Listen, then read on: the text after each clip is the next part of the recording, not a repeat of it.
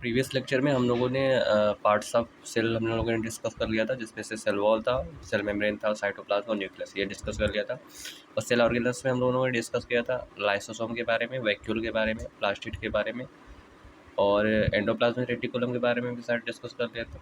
Golgi apparatus के बारे में डिस्कस कर लिया था। बस माइटोकॉन्ड्रिया रह गया है, और फिर हाँ, इसमें भी शायद माइटोकॉन्ड्रिया सिर्फ रह गया। तो आज के लेक्चर में हम लोग डिस्कस करेंगे माइटोकॉन्ड्रिया के बारे में, ठीक है। सिंगल यूनिट माइटोकॉन्ड्रिया को बोलते हैं माइटोकॉन्ड्रिया। इसमें पहले पॉइंट है, each mitochondria is covered by two membrane. जो माइटोकॉन्ड्रिया होता है ना, वो दो मेम्ब्रेन से कवर्ड होता है। जैसे कि ये देख सकते हैं ना, इसमें क्या है, ये जो ये वाला है पार्ट, ये आउटर मेम्ब्रेन है, और उसके बाद ये जो फोल्डेड है ये इनर मेम्ब्रेन है। इसमें आपको डिस्क्राइब नहीं हो रहा है, देखिए यहाँ पे ये इनर मेम्ब्रेन है, जो ये फोल्डिंग वाला है, ठीक है, ये इनर मेम्ब्रेन है, और ये जो सबसे बाहरी मेम्ब्रेन दिख रहा है ये आउटर मेम्ब्रेन है, ठीक है।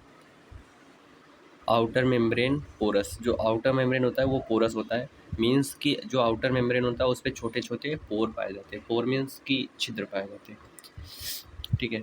Inner membrane is deeply fold होता है, वो फोल्डेड होता है, ठीक है। इस फोल्ड को क्या बोलते हैं, क्रिस्टी बोलते हैं। जो देखो इसमें देखिए आप, ये जो ये आउटर मेम्ब्रेन है और ये इनर मेम्ब्रेन, तो ये क्या है, यहाँ से फोल्ड हुआ है, फिर आके यहाँ से फोल्ड हो गया है, यहाँ से फोल्ड हो गया, यहाँ से फोल्ड हो गया, यहाँ से फोल्ड हो गया, ये फोल्ड हो गया। तो ये जो इनर मेम्ब्रेन है ये डीपली फोल्डेड होता है, तो इस इनर मेम्ब्रेन को बोलते हैं क्रिस्टी, ठीक है। और जो आउटर मेम्ब्रेन होता है ये फोल्डेड नहीं होता है। Inner membrane is deeply folded, folds are called cristae. It increase the surface area of inner membrane.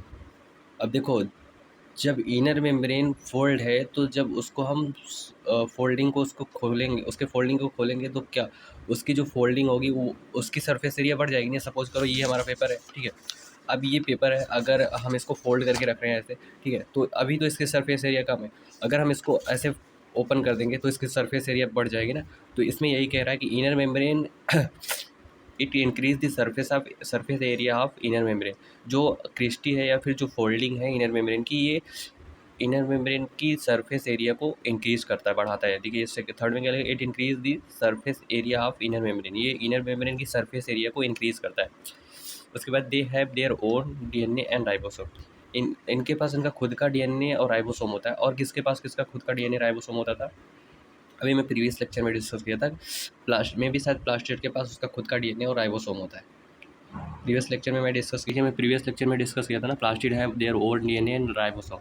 और जो माइटोकॉन्ड्रिया होता है उसका भी खुद का डीएनए राइबोसोम होता है। देखिए they have their own DNA and ribosome. Plastid के भी खुद, माइटोकॉन्ड्रिया के भी खुद के डीएनए और राइबोसोम होते हैं।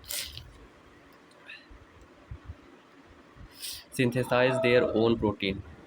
अब मैं अभी एंडोप्लाज्मिक रेटिकुलम में मैं बताया था कि जब किसी भी ऑर्गेनेल्स में जब राइबोसोम पाया जाता है तो वो राइबोसोम क्या करता है, प्रोटीन सिंथेसिस में हेल्प करता है या प्रोटीन पार्टिसिपेशन में हेल्प करता है।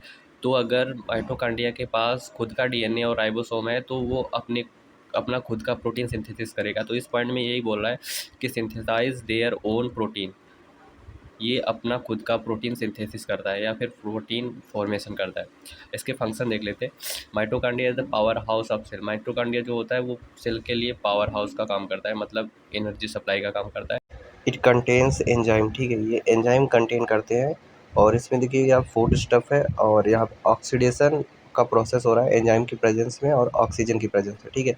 यहाँ पे कार्बन डाइऑक्साइड प्लस वाटर क्या हो रहा है, रिलीज हो रहा है, ठीक है। ये होता है माइटोकॉन्ड्रिया में ऑक्सीडेशन में, ठीक है। अब यहाँ पे होता है सेकेंड वाला है, energy is release during oxidation.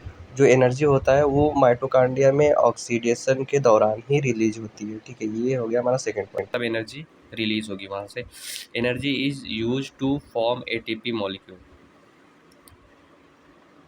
Energy is use to form ATP molecule. जो एनर्जी होता है ना, वो एटीपी मॉलिक्यूल के फॉर्म में होता है, वो यूज किया जाता है सेल के द्वारा। और ATP utilize by cell for energy. यही इसमें भी बता रहा हूँ कि जो एनर्जी होता है वो एटीपी के रूप में स्टोर किया जाता है, और एटीपी जो होता है वो यूटिलाइज किया जाता है सेल के द्वारा एनर्जी के कंजप्शन के लिए। फिर जब सेल को एनर्जी की ज़रूरत पड़ती है तो वो एटीपी का यूज करता है। यहाँ पे लिखा है ATP is utilize by cell for energy. जो एटीपी है वो सेल के द्वारा यूटिलाइज किया जाता है by cell for the energy. मतलब कि जो एटीपी है वो यूटिलाइज किया जाएगा सेल के द्वारा जब सेल को एनर्जी की रिक्वायरमेंट होगी या फिर सेल को एनर्जी की ज़रूरत होगी।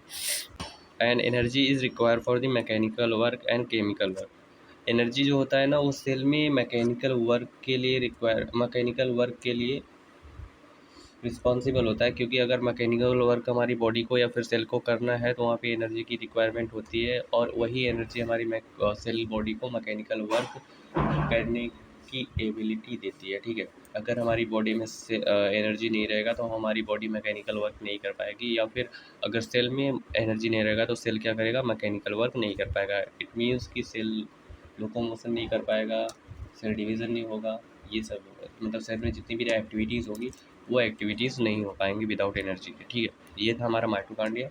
हम लोगों ने डिस्कस कर लिया सेल ऑर्गेनल्स और सेल पार्ट्स डिस्कस कर लिया पूरा। अब हम डिस्कस करेंगे सेल डिवीज़न।